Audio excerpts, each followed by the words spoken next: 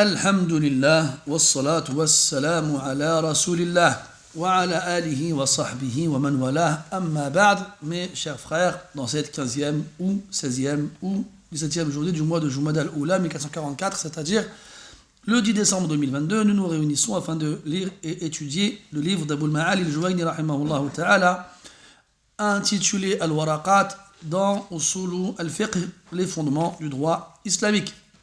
Et nous nous sommes arrêtés lors de notre dernier cours à la partie du livre consacré au Nasikh et au Mansour, à l'abrogé et à l'abrogeant. Et il nous reste une dernière partie à avoir avant de passer au chapitre suivant, Inch'Allah Ta'ala, partie qu'on pourrait intituler Anwa'un Naskhi bi'tibari Nasikh, c'est-à-dire les catégories de l'abrogation par rapport à la nature de l'abrogé. De l'abrogeant, pardon, par rapport à la nature de l'abrogeant. Naam, samillah. Alhamdulillahi Rabbil Alamin, wa salatu wa salamu ala nabiyyina wa ala alihi wa sahbihi ajma'in. Qala Ibn Ali al-Juwayni rahmatullahi alayhi, wa yajuzu nasxu kitabi bil kitab, wa nasxu sunnati bil kitab wa bis sunnah, wa yajuzu nasxu al-mutawatir bil mutawatir, wa nasxu al-ahad bil ahad wa bil mutawatir, wa la yajuzu nasxu al-kitab bis sunnah wa la al-mutawatir bil ahad. لأن الشيء ينسخ بمثله وبما هو أقوى منه. أحسنت. قال المصنف رحمه الله ويجوز نسخ الكتاب بالكتاب. Première catégorie d'abrogation, c'est lorsque l'on va abroger le Coran, quand on dit le kitab c'est le Coran, par le Coran. Donc là-dessus il n'y a pas de divergence chez les savants et on a donné des exemples précédemment, notamment avec Ayatul Anfal, Al-An khaffafa Allahu ankum, ou bien Ayatul As-Siyam, dans l'abrogation du jugement de base, et ainsi de suite. Donc, la première catégorie, c'est l'abrogation du Coran par le Coran, et c'est une catégorie dans laquelle il n'y a pas de divergence chez les savants. Deuxième catégorie, قوله رحمه الله ونسخ السنة بالكتاب وبالسنة. Donc deuxième catégorie, c'est l'abrogation de la sunna. Donc la sunna, la parole du prophète alayhi salatu wassalam, sera l'abrogé. Et l'abrogeant sera soit le Coran, donc c'est le Coran qui va abroger la sunna, ou la sunna elle-même qui abrogera la sunna. Donc là-dessus, c'est l'avis majoritaire chez les fuqaha. Il existe une divergence, la divergence, elle est très faible ici. Le Coran et la Sunna sont tous les deux les fruits de la révélation et proviennent tous les deux d'Allah subhanahu wa ta'ala. Par contre, le Coran, lorsqu'on va le lire, on adorera Allah azza wa jalla à travers sa lecture. Contrairement à la Sunna qui, elle, lorsqu'on la lira, on n'adorera pas Allah subhanahu wa ta'ala à travers sa lecture. Donc il n'y a pas d'incohérence ou d'impossibilité à ce que l'on n'abroge la sunna par le Coran. Et comme exemple donné par les fuqaha, la sunna qui était à la base de l'interdiction pour le jeûneur de manger et de boire et donc d'avoir des rapports intimes dans les nuits de Ramadan, c'est-à-dire après le premier tiers de la nuit ou après l'Isha selon certains avis. Donc, au départ, quand le jeûne du Ramadan a été légiféré, on pouvait donc manger et boire et avoir des rapports intimes de le Maghrib jusqu'à l'Isha. Et après l'Isha, l'interdiction reprenait. Puis, Allah Azza wa Jalla a révélé le verset de Surat al-Baqarah, le 187e, où Allah dit أحل لكم ليلة الصيام الرفث إلى نسائكم. الرفث يعني الجماع. Il vous est rendu licite dans les nuits du jeûne, de Ramadan, de copuler avec vos épouses. Et donc ce verset-là est venu abroger l'interdiction qui avait, elle, été stipulée par la sunna. Et on avait vu dernièrement, en parlant des fameux coranistes, une des meilleures façons de prouver justement leur... comment on pourrait l'appeler gentiment, Cohérence. Voilà. Déviance. Hérésie, très bien. leur hérésie, j'aime bien, c'est justement de cette catégorie-là, des versets qui viennent abroger la sunna. Des versets qui viennent abroger la sunna, qui prouvent que la sunna, elle a une partie dans la législation, et que si le Coran n'abroge pas la sunna par des versets, eh ben ça prouve que la sunna à la base doit être appliquée. Donc si eux viennent nous dire qu'on n'applique pas la sunna, on n'applique que le Coran, alors vous avez évincé de la législation une grande partie. Taïb. On a dit donc al-kitab wa al-sunnatu bil-kitab, donc là on a donné un exemple, wa al-sunnatu bis-sunna, donc là-dessus il n'y a pas de problème non plus, que la sunna soit abrogée par la sunna elle-même.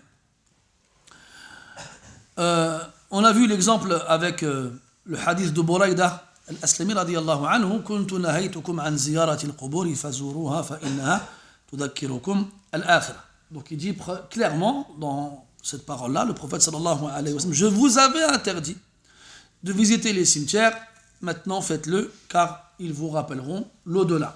Donc il y a eu un nahi sabiq, une interdiction précédente, qui va être suivie d'une autorisation qui lèvera le premier jugement qui était l'interdiction. Donc là-dessus aussi c'est clair.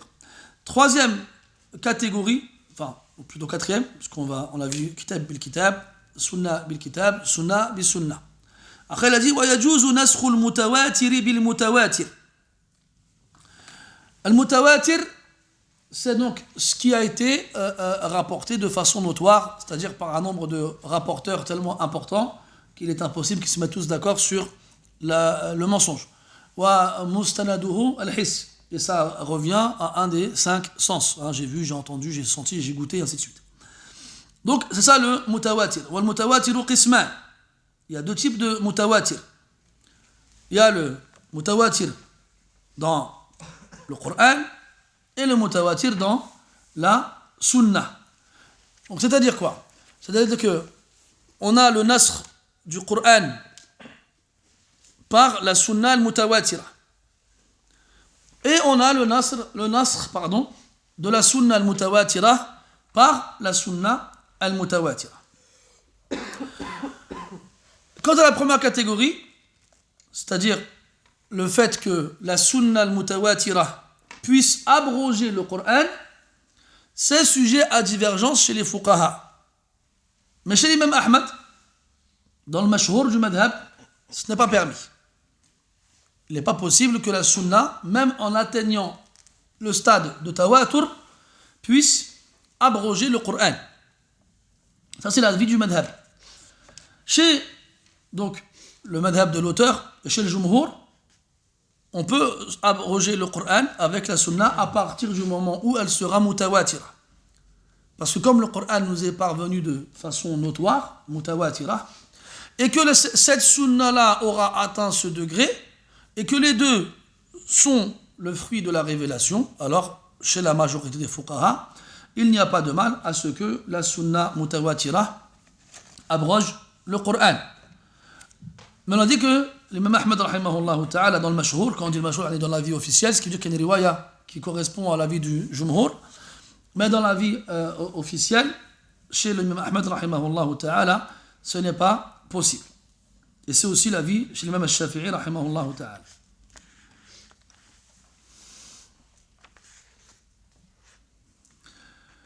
Et ceux qui ne tolèrent pas que la sunna abroge le Coran se basent sur le verset où Allah Ta'ala dit Ma nansakh min ayatin aw nunsiha na'ti bi khayrin minha aw mithliha. Allah il a dit subhanahu wa ta'ala que lorsque l'on va abroger un verset ou le faire oublier, nous le remplacerons par un autre verset équivalent ou meilleur que lui. Et il a dit ha en revenant à al-aya. Le damir qui est employé dans na'ti bi khayrin minha aw mithliha, le ha, le pronom, il revient au verset. Donc ce qui remplacera un verset ou ce qui l'abrogera sera un verset et pas autre chose. Ala kulli hal, on ne va pas, comme on l'a dit nous, on nanqul wala nurajjih, nous rapportons sans donner d'avis prépondérant et on se contente d'expliquer la parole de l'auteur tout en évoquant les différences lorsque le madhab hanbali dans le mashhur n'est pas de cet avis-là. Vous avez la première catégorie du Coran abrogé par la sunna mutawatira. Donc l'auteur il dit yajouz, il dit wal mutawatir bil mutawatir, sans préciser qu'est-ce qui sera mutawatir. Et c'est l'avis de la majorité. Et sinon chez Al-Shafi'i et Ahmad, rahmatullahi ala al-jami', ce n'est pas possible. Puis deuxième type de mutawatir, c'est la sunna. Donc c'est une sunna mutawatira qui va être abrogée par une sunna mutawatira aussi. Donc là il n'y a pas de problème, il y a ijma' chez les fuqaha que cela est toléré et permis. Même si ça reste théorique. Al-Fattuhi rahimahullah ta'ala Al-Hanbali il dit wa amma mithalu nasakh al-mutawatir as-sunnati bi mutawatiriha fala yakadu yujad. C'est quelque chose qu'on ne trouve quasiment pas. Donc théoriquement, oui, c'est possible que la sunna al-mutawatira abroge la sunna al-mutawatira à partir du moment où on le trouverait. Donc si ça existait, on l'accepterait. Mais c'est quelque chose qu'il est quasiment impossible de justifier avec un exemple. Puis, on a la cinquième catégorie, wa naskhul ahadi bil ahad. Donc l'ahad, c'est ce qui est inférieur au mutawatir. On a vu ça dans le mustalah, vous vous souvenez. L'ahad, c'est ce qui englobe trois catégories, le gharib, le aziz et le mashhur. Donc l'ahad, l'information qui va être rapportée par un nombre de rapporteurs qui sera inférieur à celui du mutawatir. Si on a un, il sera gharib. Si on a deux, il sera aziz. Si on a trois ou plus, il sera mashhur, tant qu'il n'atteint pas le nombre minimum pour être mutawatir. Donc si j'ai un khabar ahad, donc ça pourra être que la sunna, parce que le Coran il est mutawatir, et qu'il va être abrogé par un khabar ahad, hada la ba's, wala haraj, wala khilaf. Il n'y a pas de mal, et cela est permis chez l'ensemble des ulama sans aucune divergence. Et l'exemple qu'on a donné tout à l'heure avec le hadith de Buraïda rentre dedans, il est ahad et il est mansour. Et les exemples à ce sujet-là sont très nombreux. Et si on peut abroger le ahad avec le ahad, min bab awla, on pourra abroger le ahad avec le mutawatir. Donc il a dit wa naskhul ahadi bil ahadi wa bil mutawatir. Donc si le mutawatir aqwa fi thubut min al ahad fa yansakhuhu min bab awla. Donc si on peut abroger le ahad par le ahad, alors forcément on pourra l'abroger parce qu'il lui est supérieur dans la façon de le rapporter, le mutawatir. Et ça aussi c'est une question, c'est un sujet sur lequel il n'y a pas de divergence, mais les fuqaha nous disent lakin lam yaqa'. Voilà, ça c'est pas arrivé. Donc théoriquement oui, c'est permis et toléré et possible que le mutawatir abroge le ahad, mais concrètement on n'a pas trouvé de cas qui pourrait servir d'exemple à cela. ثم قال ولا يجوز نسخ الكتاب بالسنة ولا يجوز نسخ الكتاب بالسنة. Donc il dit qu'il n'est pas possible que le Coran soit abrogé par la sunna. Donc tout à l'heure on a dit que l'auteur il voyait que c'était permis, mais en fait non. D'accord, quand il disait al-mutawatir bil mutawatir, il parlait de la sunna entre elles et pas du Coran. Donc soit le Coran il abrogera la sunna, soit la sunna abrogera la sunna, mais pas la sunna qui abrogera le Coran. Donc on comprendra ça, et donc ça correspond à l'avis de Shafi'i qu'on a cité précédemment, vu que Al-Juwayni était d'obédience shafi'ite. Donc wala yajuzu naskhul kitabi bis sunnah. On ne peut pas abroger le Coran par la sunna, qu'elle soit mutawatira ou ahad, selon Al-Shafi'i et Ahmad. Et selon Al-Jumhur, si la sunna est mutawatira, yajuz. Voilà, on a dit que selon l'auteur, et selon son madhab qui est celui de l'imam Al-Shafi'i, et selon la riwaya Al-Mashhura chez l'imam Ahmad, cela n'est pas permis. ويجوز نسخ المتواتر بالمتواتر. On va y arriver. On est où? ولا يجوز نسخ الكتاب بالسنة ولا المتواتر بالآحاد. نعم. ولا المتواتر بالآحاد. Donc on ne peut pas abroger le mutawatir avec le ahad. À cause de la raison évoquée précédemment dans Quwwatu al-Thubut. Donc vu que le mutawatir est plus fort dans l'authenticité que le ahad, alors il ne sera abrogé qu'avec un texte équivalent. Et si le texte en question lui est inférieur dans al-Thubut, même s'il est sahih, eh bien, on ne pourra pas l'abroger par ce biais-là.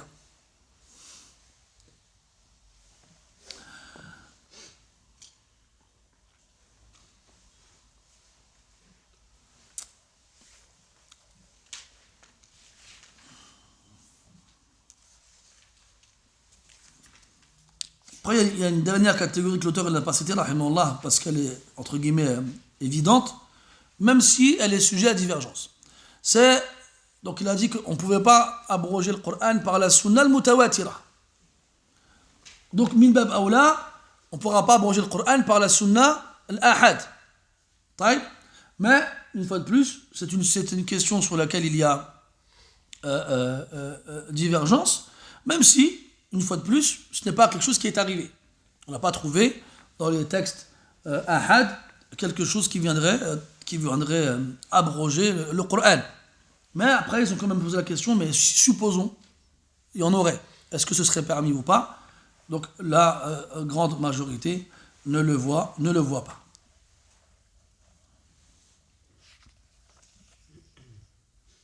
Ibn Taymiyyah disait, rahimahullah, min tamami hurmati al-Qur'an, anna Allah lam yansakhu illa bil-Qur'an. Pour montrer à quel point le Coran il est sacré,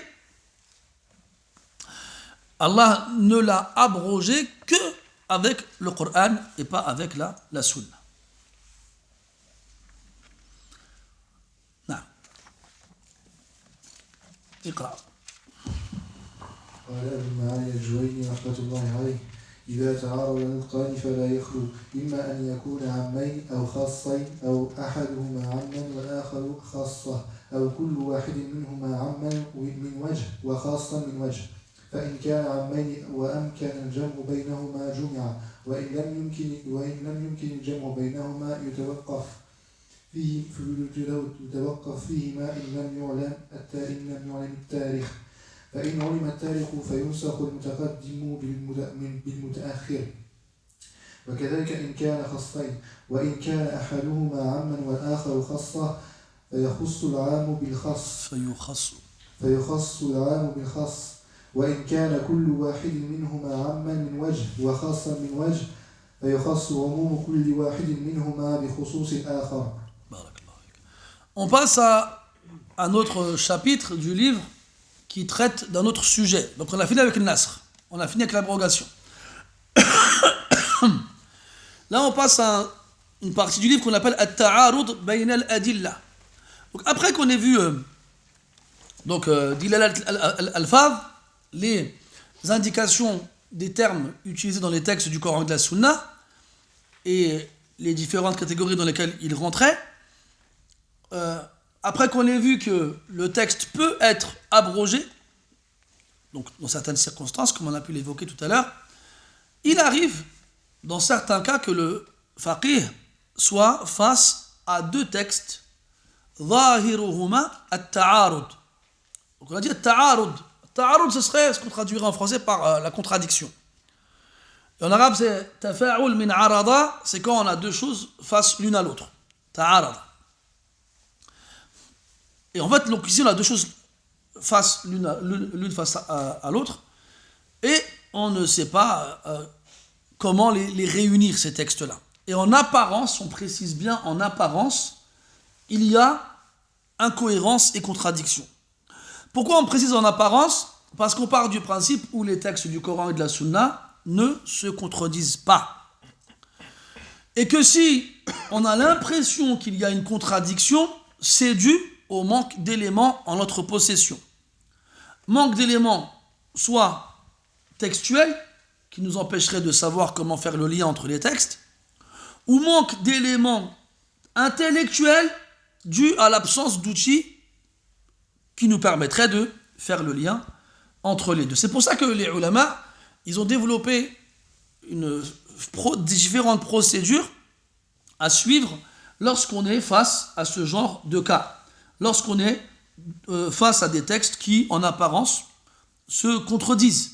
Et en fait, ils ne se contredisent pas. Allah dit dans le Coran وَلَوْ كَانَ مِنْ عِنْدِ غَيْرِ اللَّهِ لَوَجَدُوا فِيهِ اخْتِلَافًا كَثِيرًا. Si ils venaient d'autre qu'Allah, ils y auraient trouvé beaucoup de divergences, d'incohérences, de contradictions.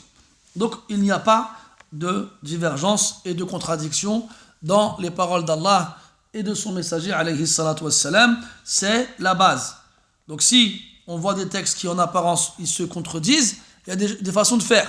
Donc, soit ce sera un général qu'on spécifiera, soit ce sera un dénué de restrictions qu'on restreindra, ou soit ce sera un abrogeant qu'on abrogera, un abrogé qu'on abrogera, d'accord? Ou bien, comme on le verra, comme l'auteur il a pu le donner ici, il a donné plusieurs types de plusieurs cas. Donc il commence en disant إذا تعارض نطقان النطقان.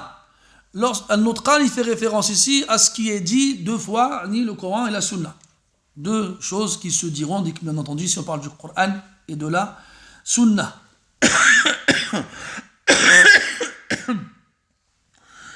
Et c'est pour ça que l'auteur, rahimahullah, il a mis ce passage du livre ici, et pas après al-Ijma' wal-Qiyas. Parce qu'en général, dans les livres de Usul al-Fiqh, ce chapitre-là, il vient après l'Ijma' wal-Qiyas, après le consensus et l'analogie. Mais comme lui, il part du principe où le ta'arud, la contradiction, ne concernera que le Coran et la Sunna, comme on a fait parler du Coran et de la Sunna, il a mis ce chapitre ici. Il y a des shurrah qui l'ont critiqué dans le fait d'avoir placé ce chapitre ici et pas après, mais il a ses raisons. Après, on peut être d'accord avec ou non, ça c'est une autre chose. على كل حال. Donc, إذا تعارض نطقان. Donc, نطقان, c'est deux textes du Coran ou de la Sunna. Exemple 1, il autorisera une chose et l'autre l'interdira. Donc, comment faire? Quand j'ai un texte qui va me dire tu peux le faire et un autre qui me dira tu peux pas le faire, en parlant de la même chose. C'est ça, ta'arud. فلا يخلو. Donc, on va avoir affaire seulement au cas suivant. Et là, l'auteur il donne 4 cas. Le premier, an yakuna bayna amayn, que ça concerne deux textes dont la portée est générale. Deuxième cas, bayna khassayn, deux textes dont la portée est spécifique, particulière. Troisième cas, أن يكون أحدهما عاما والآخر خاصا. Troisième cas, un des deux il est général et le deuxième il est particulier. Et quatrième cas, j'ai deux textes dans lesquels on trouvera une généralité et une spécificité, chacune indépendante de l'autre. Dans les deux textes. Donc j'ai deux textes qui s'interposent, qui se contredisent. Et dans ces deux textes-là, j'ai une généralité et une spécificité, mais chacune qui concerne quelque chose d'autre. Et donc, ils sont dépendants les uns des autres. Donc, à ce moment-là, qu'est-ce qu'on doit faire? Comment faire? Donc, on va reprendre chaque cas. Le premier cas, j'ai deux textes à portée générale. Amayn. Deux textes généraux. Donc la procédure, la première chose à faire, c'est إذا أمكن الجمع يجمع. Si regrouper les deux textes est possible, on doit le faire. On a vu dans le madkhal إلى المذهب une qaïda qui disait al-i'mal awla min al-ihmal. Quand j'ai deux textes, tant que je peux appliquer les deux textes, j'appliquerai les deux textes. Tant que c'est possible. Pourquoi? Parce que si jamais on décide d'en sélectionner un sur l'autre, l'autre il sera délaissé. Et donc là, on délaissera un texte.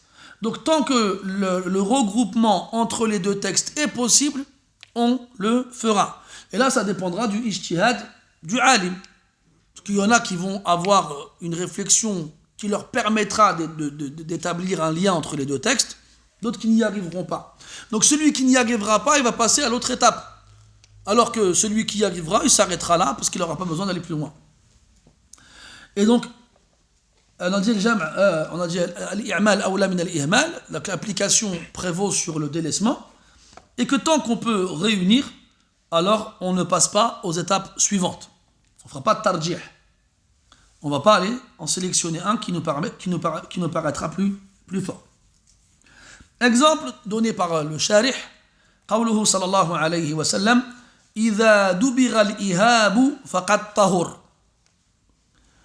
وفي لفظ أيما إهاب دبغ فقد طهر. الإهاب, c'est la peau de l'animal mort, celle qui va servir à faire du cuir. Après, il dit sallallahu alayhi wa sallam que lorsque cette peau est tannée, elle devient pure. Elle devient pure. Puis, on a un autre hadith où il dit sallallahu alayhi wa sallam La tantafi'u min al-mayta. Ne tirez pas profit de la bête morte.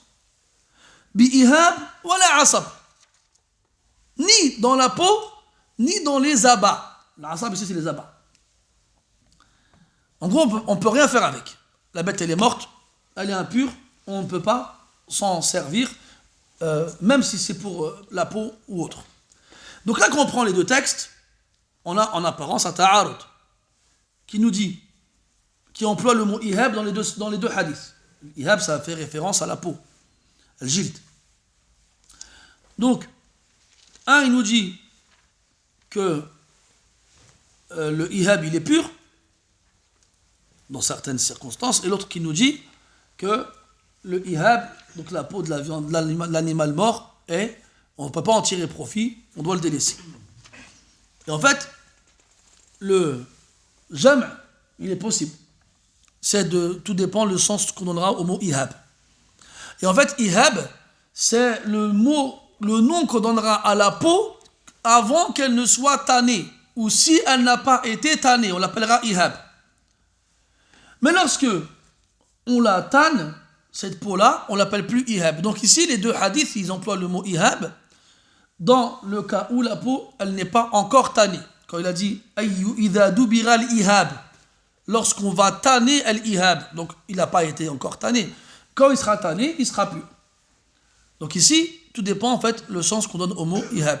Donc si on part sur ce principe-là, il n'y a pas d'incohérence entre les deux textes et on peut les réunir. Et on dira que l'interdiction porte sur la peau qui n'est pas tannée, mais lorsque cette dernière est tannée, alors elle devient pure et on peut en tirer profit et s'en servir comme vêtement ou tapis ou autre. C'est comme ça qu'on va pouvoir regrouper les deux textes et ainsi nous n'aurons plus d'incohérence entre les deux textes qui sont et donc on n'aura pas besoin de faire autre chose. Deuxième étape, quand on n'arrive pas à regrouper les deux textes, c'est an-nasr, l'abrogation. Et donc, estimer qu'un des deux textes abroge l'autre. Mais pour faire ça, je dois avoir les éléments temporels. Je dois savoir lequel des deux vient après l'autre. Si je n'ai pas ces éléments-là, je ne pourrai pas juger qu'un des deux textes, il abroge l'autre. Je ne pourrais pas le dire.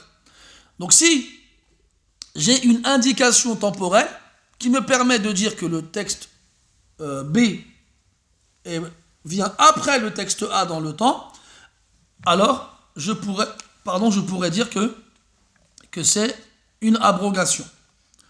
Exemple dans le Coran, dans les versets en rapport avec les règles du siyam. قال الله عز وجل فمن تطوع خيرا فهو خير له وأن تصوموا خير لكم إن كنتم تعلمون. Donc celui qui veut faire du bien, ce sera un bien pour lui. En gros, nourrir un pauvre au lieu de jeûner. Et si vous jeûnez, ce sera meilleur pour vous. Donc ici, Allah il nous laisse le choix entre jeûner et nourrir un pauvre à la place, tout en nous indiquant que jeûner est meilleur. Puis, juste après, dans le verset suivant, Allah a dit فَمَنْ شَهِدَ مِنْكُمُ الشَّهْرَ فَلْيَصُمْهُ. Donc quiconque assiste au mois, c'est-à-dire il a vu la lune rentrer, ou bien il est résident, il n'est pas en voyage, qu'il jeûne ce mois-ci. Donc il n'y a plus de choix, on doit jeûner, et tant qu'on n'est pas malade ou voyageur, ou une femme indisposée. Donc, le second verset est venu après le verset précédent. Vous allez me dire, oui, mais est-ce qu'on peut se baser là-dessus dans le Coran pour dire que le second, il est postérieur au premier? On ne peut pas se baser là-dessus. On a des exemples dans le Coran où on a des versets qui viendront après d'autres, alors qu'ils sont abrogés par un verset qui le précède. On avait vu un exemple dans Al-Baqarah avec le deuil de la femme dont le mari meurt. Le premier verset, il dit وَالَّذِينَ يُتَوَفَّوْنَ مِنْكُمْ وَيَذَرُونَ أَزْوَاجًا يَتَرَبَّصْنَ بِأَنفُسِهِنَّ أَرْبَعَةَ أَشْهُرٍ وَعَشْرًا. 4 mois et 10 jours. La page d'après, Allah dit وَالَّذِينَ يُتَوَفَّوْنَ مِنْكُمْ وَيَذَرُونَ أَزْوَاجًا وَصِيَّةً لِأَزْوَاجِهِمْ مَتَاعًا إِلَى الْحَوْلِ غَيْرَ إِخْرَاجٍ. 1 an sans sortir. Et pourtant le verset vient après. Donc est-ce qu'on peut se baser sur l'ordre des versets dans le Coran pour estimer que celui qui vient après, dans l'ordre des versets, vient après aussi dans le temps? Non. Donc on a besoin d'un élément supplémentaire qui nous permettra d'affirmer cela. En l'occurrence, ici, on en a un. Donc on a le hadith de Salama ibn al-Akwa' radiyallahu anhu, qui est rapporté par Al-Bukhari et Muslim, où il nous dit لما نزلت وعلى الذين يطيقونه فدية طعام مسكين كان من أراد أن يفطر ويفتدي حتى نزلت الآية التي بعدها فنسختها. Donc là c'est wadih, c'est clair. Il nous dit qu'au départ, on avait le choix entre jeûner ou ne pas jeûner, mais nourrir un pauvre à la place, jusqu'à ce que le verset qui suit soit révélé et l'ait abrogé. Donc ici, on a un élément clair qui nous permet d'affirmer effectivement que le verset suivant abroge le précédent. Donc lorsqu'on a une preuve qui nous permet d'affirmer qu'il y a abrogation, alors on dira qu'il y a abrogation et ainsi il n'y a plus d'incohérence ou de contradiction entre les textes. Troisième étape, si je ne peux pas regrouper les textes et je ne peux pas affirmer qu'il y a abrogation, alors on doit natawakaf, s'abstenir d'émettre un jugement jusqu'à ce qu'on puisse faire le tarjih. Jusqu'à ce qu'on puisse faire le tarjih, ça veut dire sélectionner un des deux textes et lui donner la dominance. Et pour faire le tarjih aussi, il faut un dalil. On peut faire le tarjih comme ça juste avec sa raison. On a besoin d'éléments qui nous permettront d'affirmer que tel texte subsistera quand l'autre sera mis de côté. Et un tarjih consiste à renforcer un des deux éléments en contradiction avec une preuve. Taqwiyatu ahadi at-tarafayn al-muta'aridayn bidalil. Donc renforcer un des deux éléments en contradiction avec une preuve. Une preuve qui permettra de venir donner à un des deux textes la dominance. Donc après, c'est quoi cette preuve-là? Elle est de plusieurs types. Elle peut être en rapport avec les narrateurs de l'information, comme elle peut être en rapport avec le texte rapporté, et turuqu at-tarjih, les façons de faire le tarjih, la sélection, sont développées dans al-mutawwalat, dans les livres plus développés. Et donc on ne les trouve pas dans le mukhtasarat, dans les livres résumés, mais il en existe plusieurs. Exemple donné par le Sharih Hafidahullah, قول النبي صلى الله عليه وسلم من مس ذكره فلا يصلي حتى يتوضأ. Quiconque touche sa verge, qu'il ne prie pas avant d'avoir fait les ablutions. Donc là, le hadith il est clair, il est authentique et il a été rapporté par de nombreux rapporteurs chez les compagnons comme Busratu bint Safwan, Abu Huraira, Jabir et d'autres, radiyallahu anil jami'. Donc le hadith il est clair dans l'interdiction de prier après avoir touché sa verge sans avoir fait les ablutions. Puis On a un hadith authentique aussi, rapporté par Qais ibn Talq, d'après son père, comme quoi on a interrogé le prophète sallallahu alayhi wa sallam sur un homme qui a touché sa verge. Doit-il faire les ablutions? Il a répondu là, innama huwa bid'atun mink. Non, tu ne fais pas les ablutions, ce n'est qu'une partie de toi, une partie de ton corps. Donc dans un hadith, il nous interdit de prier sans avoir fait les ablutions après avoir touché sa verge, et dans l'autre, il nous dit que la verge est une partie du corps, et que donc si on la touche, ça revient à toucher une partie du corps, et ça ne va pas avoir d'incidence sur les ablutions. Il a le ta'arud. Donc ici, il y en a qui ont fait un jam' entre nous, on avait vu ça dans le madhab. On avait dit que les Hanabila, ils ont jma' bayna al-hadithayn en disant que l'interdiction a concerné le fait de toucher la verge directement, sans intermédiaire, de peau à peau, et ça annule les ablutions. Et quant au hadith, c'est une partie de toi, il dit que c'est toucher la verge à travers les vêtements, sans que le contact soit direct. Donc selon cette vision des choses, le jam' il est mumkin, et on va appliquer les deux textes. Mais chez d'autres, non. Alors, si ils ne voient pas le jam' possible, ils vont donc procéder par étapes. Est-ce que on peut faire le jam'? Non. Est-ce qu'on peut parler de nasr? Non. On n'a pas d'indication temporelle. Alors on doit faire tarjih. Ils vont rajjah un des deux textes. Et en général, ils vont rajjah le texte qui va annuler les ablutions quand on touche sa verge. Pourquoi? Parce que al-amalu bihi ahwat. Il y a plus de précautions dans le fait de refaire ses ablutions que de ne pas les refaire. Parce que si je refais mes ablutions, même si l'élément en question n'annule pas les ablutions, ma prière elle sera valide. Alors que si je ne fais pas les ablutions, je risque d'invalider ma prière. Deuxième élément qui va permettre au tarjih, c'est que le hadith qui indique l'interdiction de prier sans avoir fait les ablutions est rapporté par plus de rapporteurs, que ce soit au niveau des compagnons, que de ceux qui viennent après. Il a beaucoup plus de voix, alors que l'autre en a moins. Dernier élément qui permet le tarjih, c'est un naqlu an al-bara'ati al-asliya. C'est-à-dire qu'à la base, ce n'est pas légiféré de faire les ablutions quand on touche sa verge. C'est la base. Mais là, avec le premier texte, on passe de al-bara' al-asliya, la présomption d'innocence, à la légifération. Et la règle, c'est que quand j'ai un texte qui va me faire quitter la base pour quelque chose de légiféré, c'est lui qui aura la priorité. C'est lui qui aura la priorité, et ça c'est l'avis de la majorité. Et donc, en se basant sur ces trois façons de faire, on a pu à la fin faire un tarjih et choisir le hadith qui ordonne de faire les ablutions après avoir touché sa verge et avant de faire la prière. Mais comme on l'a dit, chez certains fuqaha, notamment chez les Hanabila, ils ont fait le jam' et ils ont pris les deux textes. Donc si quelqu'un il touche sa verge à travers les vêtements, sans que le contact soit direct, il ne perd pas les ablutions. Si par contre, il touche la verge directement, alors il aura perdu les ablutions. Puis on passe maintenant à la deuxième catégorie évoquée par l'auteur, c'est quand les deux textes ils sont khas, ils sont spécifiques, ils sont particuliers. Donc on a deux textes khas qui en apparence se contredisent. Donc on a dit, première étape, al-jam'. Idha amkan al-jam' jumia'. Si on peut regrouper les textes, on les regroupera.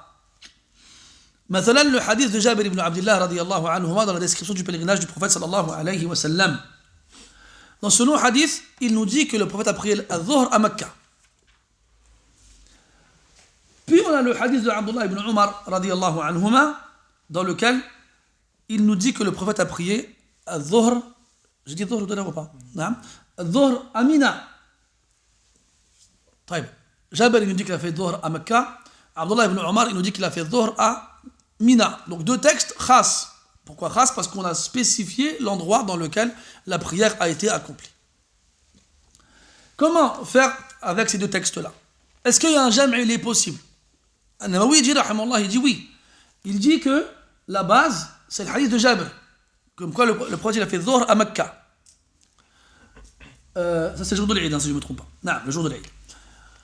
Et le hadith d'Ibn Omar, c'est qu'en fait, quand le prophète a fait Dhuhr à Mecca le jour de l'Eid et qu'il est parti à Mina par la suite, les compagnons qui n'étaient pas avec lui quand il a fait Dhuhr à Mecca lui ont demandé de le faire avec eux, pardon.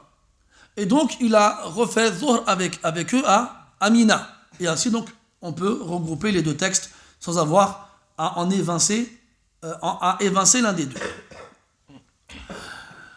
Deuxième cas, deux hadiths khas ou deux textes khas qu'on ne peut pas regrouper alors qu'ils sont en contradiction en apparence. Alors à ce moment-là, si on a une indication temporelle, on jugera de l'abrogation. Exemple, قوله تعالى يا أيها النبي إنا أحللنا لك أزواجك اللاتي آتيت أجورهن. Verset dans lequel Allah subhanahu wa ta'ala autorise au prophète sallallahu alayhi wa sallam de se marier avec les femmes à partir du moment où il leur donne leur dot. Et vous savez que le prophète à la base avait le droit de se marier avec autant de femmes qu'il voulait. Et n'était pas concerné par la limitation à 4. Comme nous d'ailleurs. Puis on a l'autre verset, comme nous mais pas... Comme nous, puis on a l'autre verset... où Allah Azza wa Jalla dit لا يحل لك النساء من بعد ولا أن تبدل بهن من أزواج ولو أعجبك حسنهن. Ce verset dans Surat Al-Ahzab interdit au prophète alayhi salatu wassalam de se marier après que ce verset ait été révélé. Ça y est, tu ne te maries plus. Ni tu te remaries avec une autre femme, ni tu en remplaces une par une autre. Donc je la divorce et je la remplace par une autre. Tu te maries plus. Et donc, le deuxième verset, il abroge le premier. Dans la surah de l'Ahzab, le verset qu'on a cité en premier, c'est le 50e. Le deuxième, c'est le 52e. Donc ils se suivent dans l'ordre. Et ça a été confirmé par un hadith rapporté par Aïcha radiyallahu anha, authentique. Ce qui indique bien que le deuxième verset abroge le premier. Et deux textes qui sont spécifiques au prophète alayhi as-salatu was-salam. Puis troisième étape, quand on est face à deux textes spécifiques qui en apparence se contredisent, c'est at-tarjih.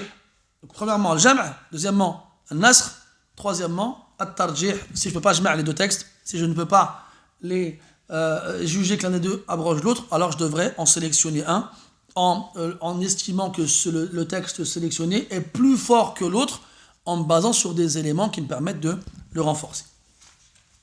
Exemple, le hadith de Maïmouna bintul Harith radiyallahu anha, dans lequel elle nous informe que le prophète sallallahu alayhi wa sallam l'a épousée alors qu'il n'était pas en état de sacralité, il n'était pas muhrim. Et le hadith de Abdullah ibn Abbas radiyallahu anhuma qui nous dit que le prophète a épousé Maïmouna alors qu'il était en ihram. Comment on fait? Et les deux hadiths sont dans le Bukhari. Donc en termes d'authenticité, on ne pourra pas juger qu'un est plus authentique que l'autre. Donc on a des qawa'id qui nous permettront de faire le tarjih entre les deux textes. Première qa'ida, c'est de revenir à la personne qui est concernée par l'histoire racontée. Maïmouna elle-même, elle raconte son mariage. Donc elle est mieux placée qu'Abdullah ibn Abbas, qui n'est pas concerné par l'événement. Et elle nous dit que le prophète l'a épousé wa huwa halal. Il n'était pas en ihram. Donc son avis prévaudra sur l'avis de Abdullah ibn Abbas. Donc ça c'est le qa'ida. صاحب القصة أدرى بما فيها. يعني entre guillemets non pas le conteur, le protagoniste. Tu vas pas venir celle-là. Le protagoniste de l'histoire sait mieux ce qui s'est passé dans l'histoire. Deuxième élément qui nous permettra de donner la dominance sur la parole de Maïmouna sur Abdullah ibn Abbas, c'est qu'on a le témoignage d'Abu Rafi'. Abu Rafi' radiyallahu anhu servait d'émissaire entre le prophète et Maïmouna pour le mariage. Et lui aussi, a confirmé la version de Maïmouna, comme quoi le prophète n'était pas muhrim. Alayhi as-salatu was-salam. Donc ici, alors que Abdullah ibn Abbas, lui, n'était pas un personnage de l'histoire directe. Lui, il raconte le fait sans y avoir participé. Alors que Abu Rafi', lui, raconte l'histoire en y ayant participé. Troisième élément qui nous permettra de sélectionner l'avis de Maïmouna, c'est que Maïmouna, à l'époque des faits, était pubère. Alors que Abdullah ibn Abbas, à l'époque des faits, ne l'était pas. Et on donnera la prévalence. Non, non, mais quand on dit prévaloir. Prévalu. T'as pas l'air sûr. Hein. Bon, t'as dit quoi toi? Prédominance, ça, j'ai dit prédomination. On dit prévalence ou pas? Ça se dit? Ben voilà, c'est près de Valence. Bof. J'aime bien Badal, machallah, il dit ça se fait pas, chéri, tout seul, je vais rigoler avec lui. Alors, des fois, laisse-moi, tu vois. Faut pas m'encourager quand c'est médiocre. Bref, et donc la prédominance. Ah, j'aime bien prééminence, c'est bien. Il faut narfa al-mustawa shouya. Pourquoi je disais ça? Oui, quand on a deux témoignages qui divergent entre des deux personnes, et que l'un d'entre eux est pubère et que l'autre ne l'est pas, on donnera la prééminence à celui qui est pubère. Et donc Maïmouna radiyallahu anha l'était au moment des faits, alors que Abdullah ibn Abbas ne l'était pas, radiyallahu anhuma. C'est donc grâce à ces trois éléments-là qu'on pourra sélectionner la vie de Maïmouna et sur la vie de Abdullah ibn Abbas radiyallahu anhuma. Contrairement à ceux qui ont dit que le hadith d'Ibn Abbas était daïf, alors qu'il est rapporté par Al-Bukhari. Alors qu'il n'y a aucun moyen de critiquer ce hadith-là par rapport à la chaîne de narration. Il est authentique. Ça, ce n'est pas un problème. Amma que Abdullah ibn Abbas, de par son jeune âge, se soit trompé ou ait mal retenu l'information, ou qu'un rapporteur après lui se soit trompé, même si c'est ba'id, ça c'est aqrab. Ala kulli hal. Donc ici, on a deux textes spécifiques. Pourquoi ils sont khas? Parce qu'ils concernent le mariage de Maïmouna. Ce n'est pas un hadith am dans le mariage. Donc c'est propre à Maïmouna bint al-Harith radiyallahu anha. طيب.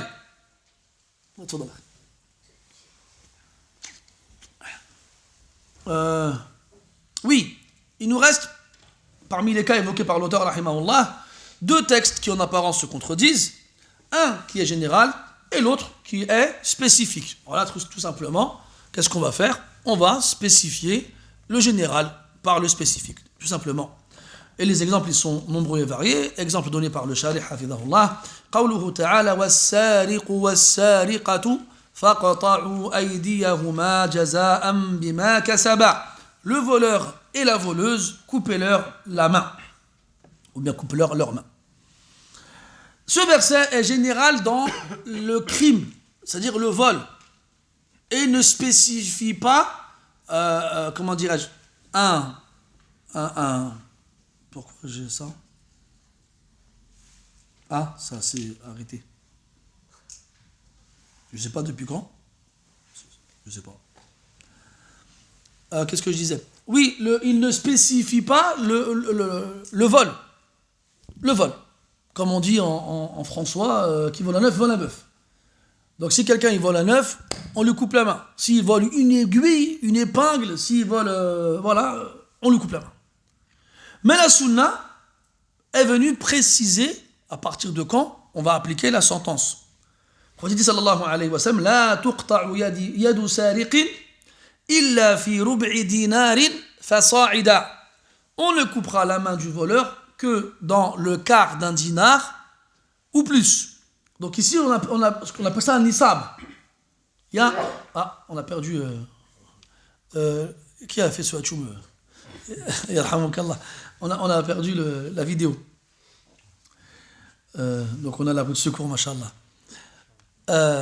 Qu'est-ce que je disais? Oui, le hadith qui vient nous dire que si la valeur de ce qui a été volé est inférieur au quart d'un dinar, alors il n'y aura pas l'application de la sentence. Et donc la généralité du verset a été spécifiée par la parole du prophète, alayhi as-salatu was-salam. Et ce cas-là, il est simple, alhamdulillah.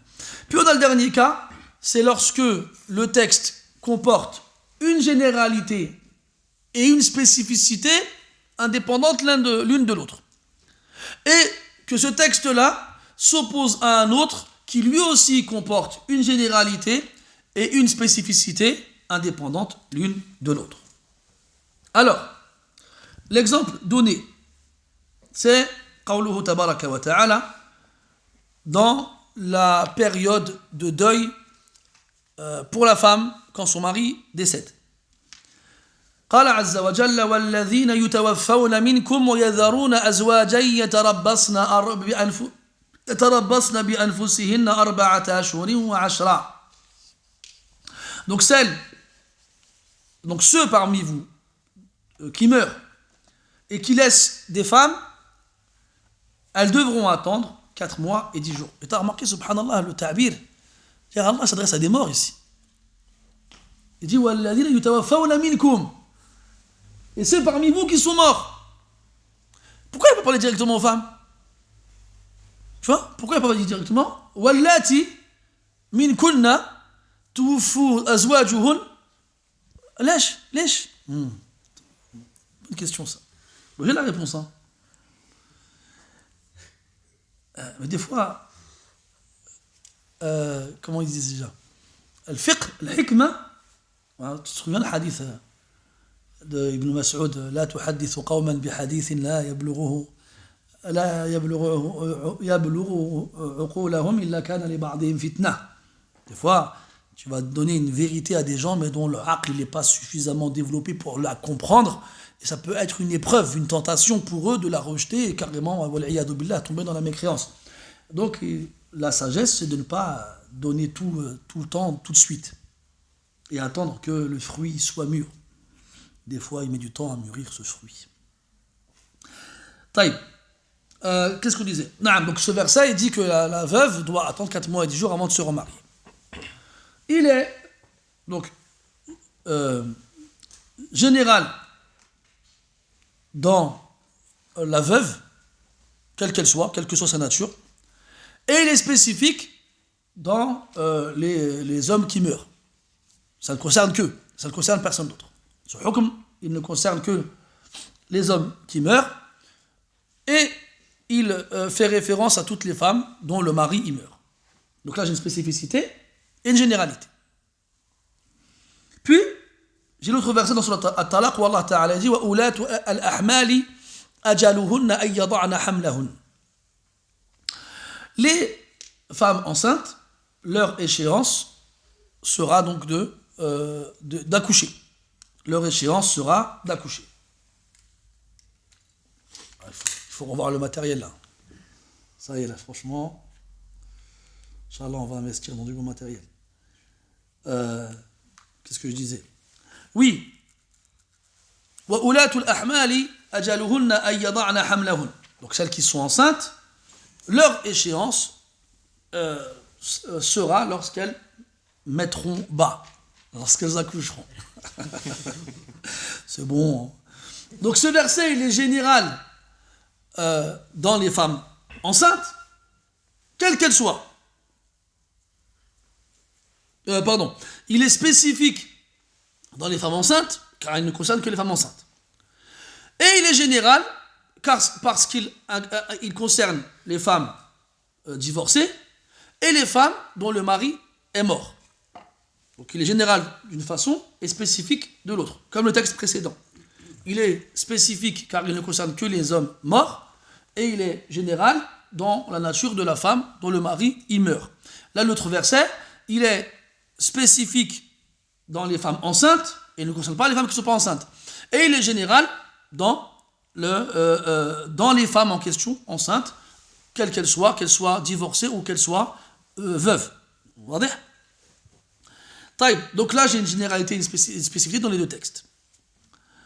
Eh bien, je vais spécifier la généralité du texte A avec la spécificité du texte B. Et spécifier la généralité du texte B avec la spécificité du texte A. Je reprends les deux textes. C'est que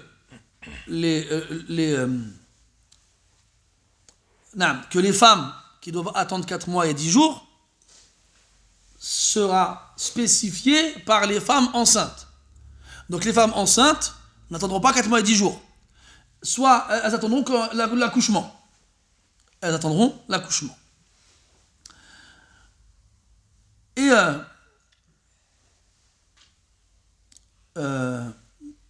voilà.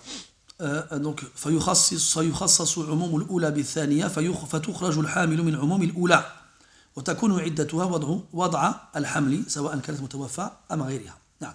Donc on va spécifier la généralité de l'un avec la spécification de l'autre. Et donc la femme qui va être en deuil après la mort de son mari sera liée à l'échéance de la femme enceinte si elle est enceinte. Si elle est enceinte. Et donc il n'y a plus d'incohérence entre les deux textes. Et ce tarsis-là, il a été appuyé par un hadith, le hadith de Subay'atu al-Aslamiyya. C'est beau Subay'a comme prénom pour une fille, mashallah, Subay'a. Jamil. Oui. Radiyallahu anha, son mari il est mort. Et elle a accouché quelques nuits après la mort de son mari. Et un homme il est venu la demander au mariage, elle a refusé. Et quand il a appris qu'elle se préparait pour accueillir les prétendants, ça c'est trop fort ça aussi. Les Sahaba, dès qu'une femme n'était plus en Idda, ils allaient la demander en mariage direct. Même si elle était enceinte, même si elle était veuve, il n'y a pas de comme aujourd'hui, tu es divorcée, non ça ne m'intéresse pas, ou bien tu es veuve, alors la veuve, mskina, elle est condamnée elle. Si on savait, wallah, le khayr et le ajr qu'il y a dans les veuves, khayr inshallah. Donc quand il a vu qu'elle se préparait pour accueillir les khotab, alors qu'elle lui a dit non à lui, il a eu un peu la haine, tu vois. Alors il lui a dit, pourquoi tu te prépares alors que tu n'as pas fini encore ta idda?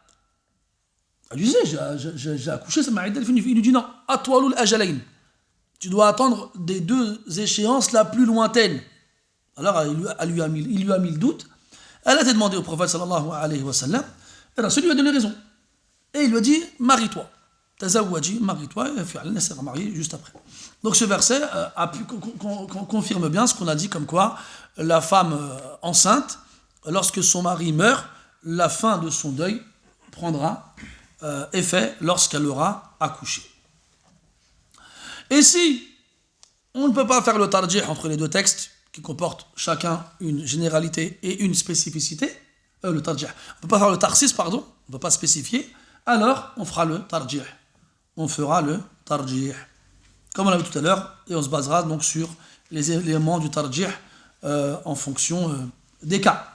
Et bien entendu, on a vu que les façons de faire le tarjih sont diverses et variées, et elles sont développées dans les livres, justement, qui développent ces choses-là.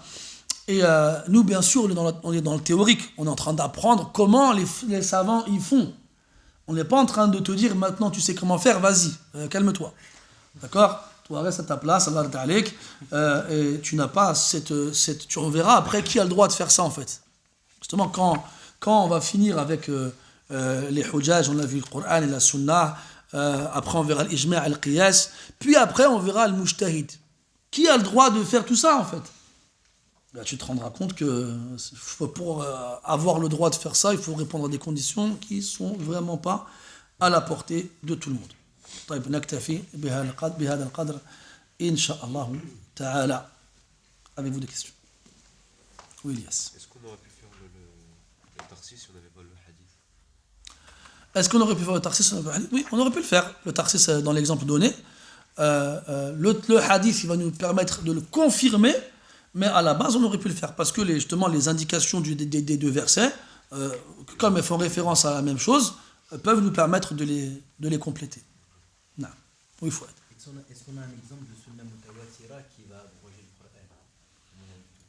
Ben écoute, tout à l'heure, on avait conclu le bab avec une parole d'Ibn Taymiyyah, comme quoi, pour appuyer la sacralité du Coran, Allah a voulu l'abroger que par le Coran, et que que même si des savants voient que cela est toléré, en termes d'exemple, il n'y en a pas en fait. On a beau chercher, on n'en trouvera pas. Et même s'il y en a il y a certains qui ont essayé d'apporter des exemples, mais après réflexion, ça ne fonctionnait pas. Une autre parole d'Ibn Taymiyyah où il dit وَبِالْجُمْلَةِ فَلَمْ يَثْبُتْ أَنَّ شَيْئًا مِنَ الْقُرْآنِ نُسِخَ بِسُنَّةٍ بِلَا قُرْآنِ. C'est-à-dire que même si on trouvera une sunna mutawatira qui abrogerait le Coran, on trouverait dans le Coran aussi un verset qui abrogera le Coran. Donc, en vrai, on ne l'a pas trouvé. Wallahu a'lam. Oui, Ibrahim. Avec Abdullah ibn Abbas, est-ce que les éléments qui permettent de faire le tarjih, c'est la réunion de ces éléments-là qui nous a permis de le faire, ou elles sont indépendantes? Dans le sens où, est-ce que le fait que ce soit la protagoniste et le fait qu'elle soit pubère par Abdullah ibn Abbas qui a fait le tarjih, ou des éléments indépendants les uns des autres? Bah écoute, pour l'histoire de Maïmouna, on a pris tous ces éléments-là. Et il y avait même d'autres. On nous a contenté de citer cela. Et plus il y en a, mieux c'est. Plus on apportera des éléments, plus on repoussera la possibilité que l'autre avis soit correct. Parce que dans le tarjih, ça reste dhanni. Dhanni, ça reste dépendant de la réflexion. Et on ne pourra jamais apporter une certitude absolue comme quand on a un texte qui dit clairement les choses. Donc, plus il y a des éléments, plus ton tarjih il sera fort et moins tu auras de doute. Maintenant, on aurait pu se servir d'un seul de ces éléments-là pour faire le tarjih, mais il aurait été moins fort il aurait été moins fort. Wallah. Oui, Marwa.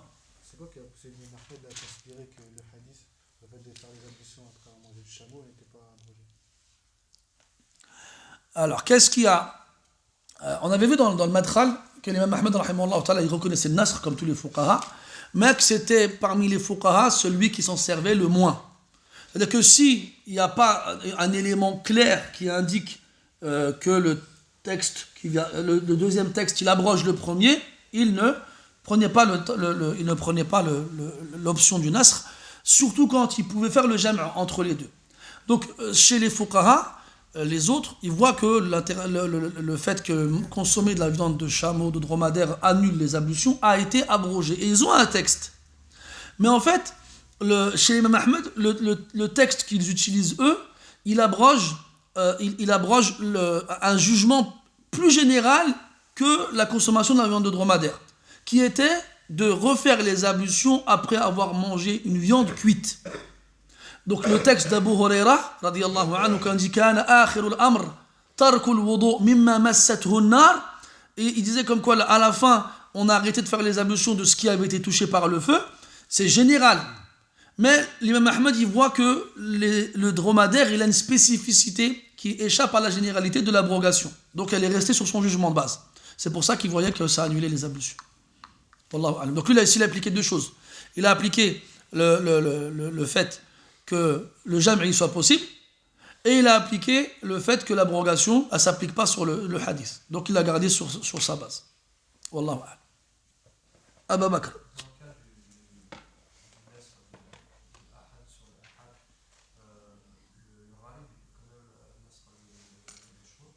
Non, exactement. Dans le cas de la sunna ahad, qui abrogera le ahad, même s'il est ad'af, du moins il est plus faible, dans le nombre de rapporteurs, comme le gharib qui va abroger un mashhur mathalan, c'est pas un mal en soi-même. Parce qu'en fait, la différence entre le mutawatir et le ahad, c'est pas dans le nombre de rapporteurs, c'est dans ce que ça apporte. Parce que le mutawatir yufidu al-yaqin, al-ilm, alors que l'ahad yufidu al-dhann. C'est ça la distinction qu'ils ont apportée entre les deux. Donc que ce soit un mashhur, un aziz ou un gharib, yufidu al-dhann dans tous les cas. Là, yufidu al-yaqin. Donc c'est pour ça qu'on n'a pas appliqué la même chose entre les catégories du ahad. Parce que la finalité elle reste la même. Wallahu a'lam. J'ai une question sur les horaires et temps de prière. D'accord. Je ne me souviens pas qu'on ait abordé ce sujet aujourd'hui, n'est-ce pas? Y a-t-il des vidéos au cours traitant de ce sujet? Oui, on en a parlé quand on a parlé des horaires des prières, dans le chapitre des horaires des prières. La question spécifique concerne les temps du Maghrib et du Subh. N'ont-ils pas la même durée? Ah, est-ce que non, ils n'ont pas la même durée entre Subh. Et on a parlé de cette question d'ailleurs. Est-ce que le temps de Subh était le même que celui de le Maghrib? Dans certains pays, oui. Ça dépend de ta place sur Terre, par rapport à l'équateur, j'en passe et d'autres. Dans certaines saisons aussi, c'est possible. Mais d'en faire une règle générale, non. Ce n'est pas une règle générale qui a été utilisée par les fuqaha du madhab pour déterminer la fin du temps de Subh et la fin du temps de Al-Maghrib. Wallahu a'lam. وصلى الله على نبينا محمد وعلى آله وصحبه أجمعين سبحانك اللهم وبحمدك أشهد أن لا إله إلا أنت نستغفرك ونتوب إليك والحمد لله رب العالمين وبارك الله فيكم et à demain إن شاء الله تعالى